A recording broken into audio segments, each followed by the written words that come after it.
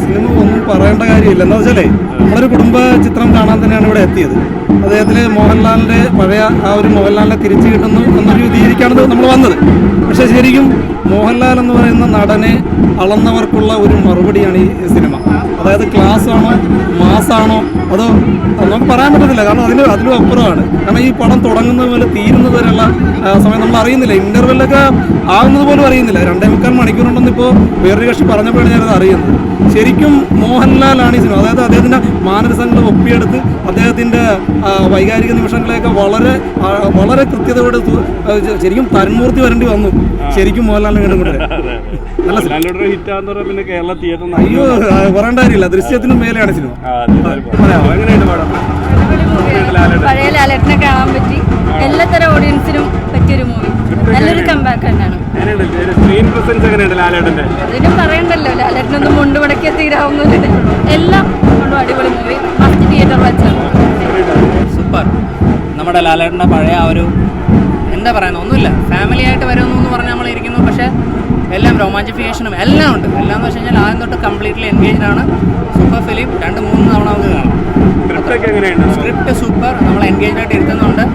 Full നമ്മളെ ഒരു ലാഗില്ല, ഒന്നുമില്ല. നമുക്ക് ആ എന്താ പറയുക, ആ ഫാമിലി എൻ്റർടൈൻമെൻറ്റ് എല്ലാ എലമെൻസും കൂടെ ഇൻക്ലൂഡ് ചെയ്തിട്ട് നല്ല സൂപ്പർ ഫിലിം.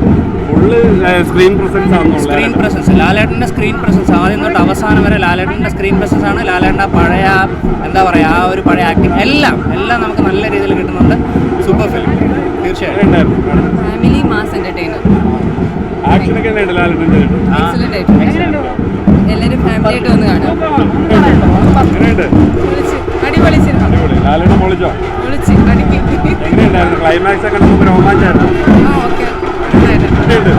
40 മിനിറ്റ് അല്ല സ്ക്രീൻ പ്രസൻസ്, 2 മണിക്കൂർ 45 മിനിറ്റ് പ്രസൻസാ. എൻ്റെ അണ്ണ നല്ലൊരു ബ്രില്യൻ്റ് കഥയ്ക്ക് ബ്രില്യൻ്റ് സംവിധാനം. എന്താ പറയുക, എല്ലാം ഉണ്ട്.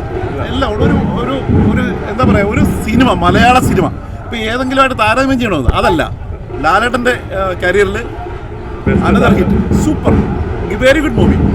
അടിപൊളി. തിയേറ്ററിൽ അറിയണമല്ലോ. ഈ ഇങ്ങനെയുള്ള പടങ്ങൾ കാണാനുണ്ടല്ലേ തിയേറ്ററിൽ അറിയേണ്ടത്. അതായത് കുറെ കാലത്തിന് ശേഷം നല്ല കഥയുള്ളൊരു സിനിമ വരിക, അത് ബ്രില്യൻ്റ് ആയിട്ട് സ്പോയിൽ ചെയ്യാതെ അത് ഡയറക്റ്റ് ചെയ്യുക, അത് മലയാള സിനിമയുടെ എന്താ പറയുക ഒരു നല്ലൊരു മുതൽക്കൂട്ടായിരിക്കും ഇത്. മലയാള സിനിമ ഉയരങ്ങളിലേക്ക് അതും ലാലേട്ടനും സൂപ്പർ. അടിപൊളി.